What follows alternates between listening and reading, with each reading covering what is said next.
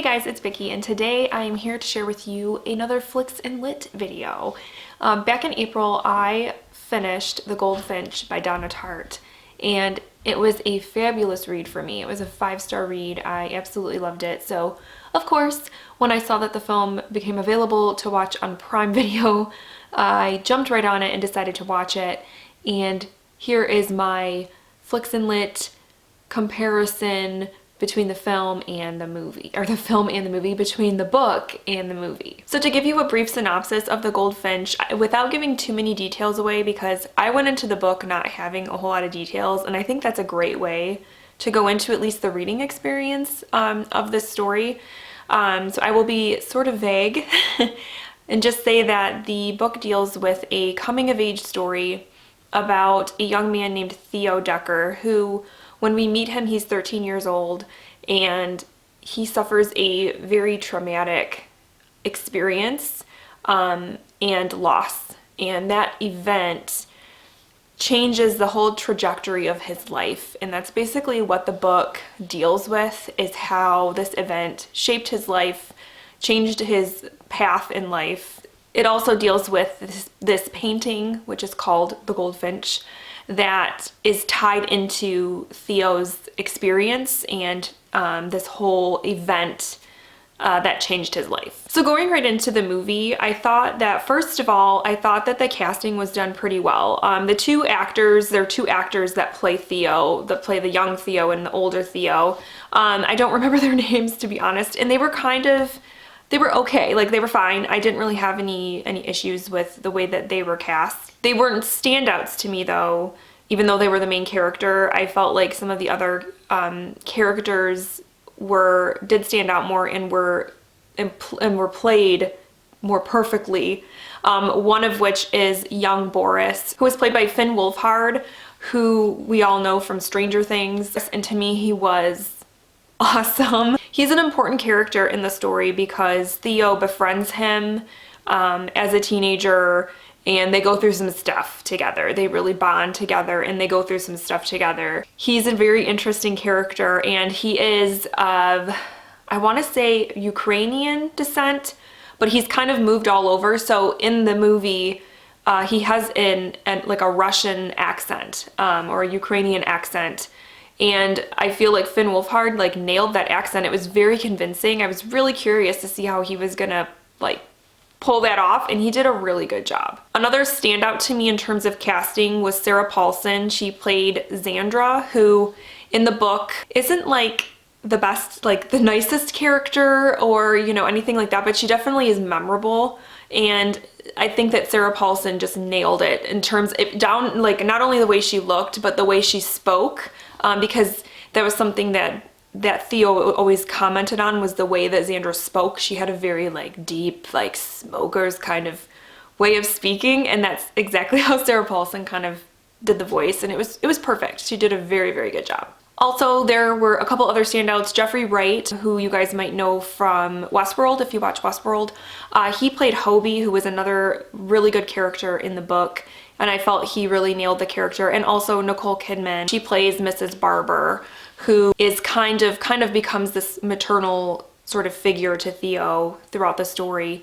And she also did a great job playing that character. So the major difference, I think, between the book and the movie is the book is told in a linear way. Right from the beginning, you find out what happens, what this big cataclysmic event is. And I'm not going to say what it is. Not that it's spoilery, but like I said, I went into it not knowing anything. So I kind of want you guys to do the same thing. And then it just goes in a linear fashion down the line through the years, and you see Theo go through different parts of his life and different parts of the world and all that sort of thing. And the book is linear, the movie is not. The movie jumps around in time, which is a little bit, I thought was a little bit confusing, even being someone that read the book, so I knew the plot. It jumps around from like the present day and then kind of in the past, but more in the present, and then all the way back to the past. And it jumped around too much It would have been different if it just kind of went back and forth, but it didn't. It was kind of weird. So that kind of jumping around in time for me didn't really work, because I think part of the allure of the story is that you saw Theo grow up and you weren't jumping around.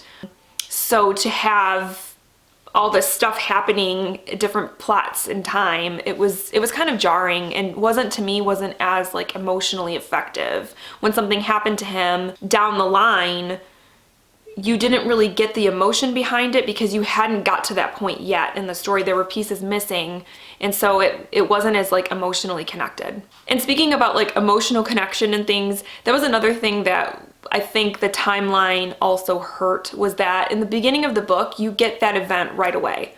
You go through the entire event with Theo, you're right there with him, you see what he goes through, and so from that point on, everything else that goes on in his life, you know where he's coming from, you know the jumping off point. So it made the story, I guess, it just made the story more emotional.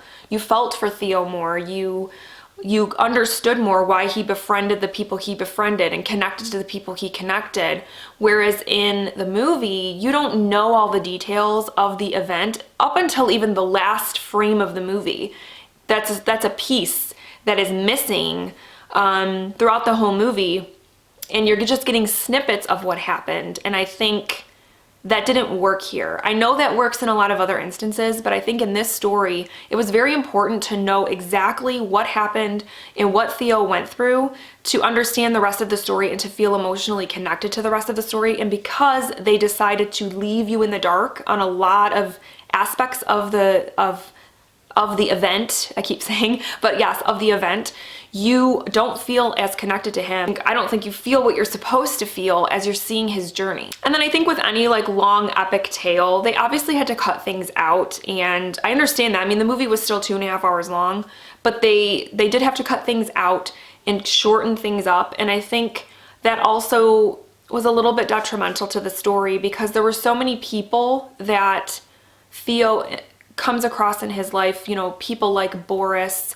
people like Pippa, these characters that he meets, and it's all tied to that event, people that he otherwise wouldn't have met. And you see that those relationships develop over time, and some of them you didn't really get the feeling of that in the movie, especially for me, especially Pippa, and especially Hobie. I didn't feel like there was as much of a connection there, because they had to kind of rush things to keep the plot moving.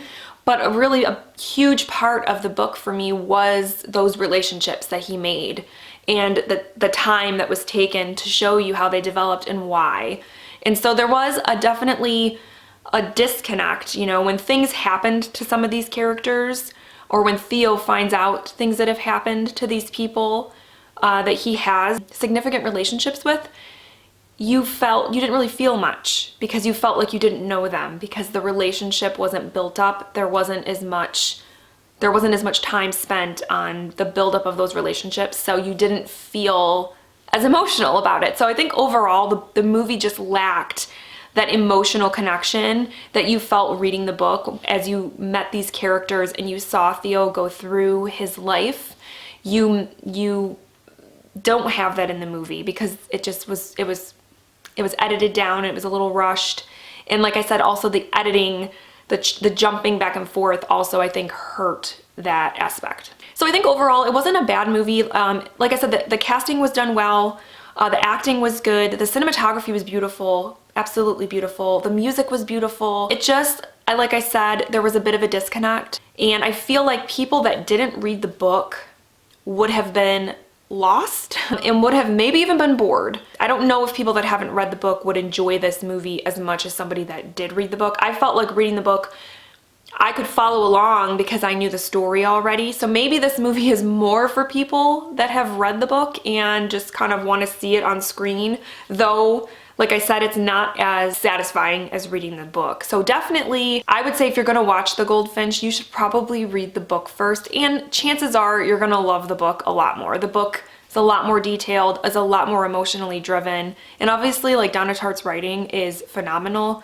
beautifully written, and you don't get that in a movie. Alright guys, so those are my thoughts on the film adaptation of the Goldfinch. Let me know down below if you have seen the movie, what you thought of it. Did you like it? Did you not like it? I would love to hear your opinion. And as always in these videos, if you have any recommendations for me for future Flicks and Lit videos, leave them down in the comments below.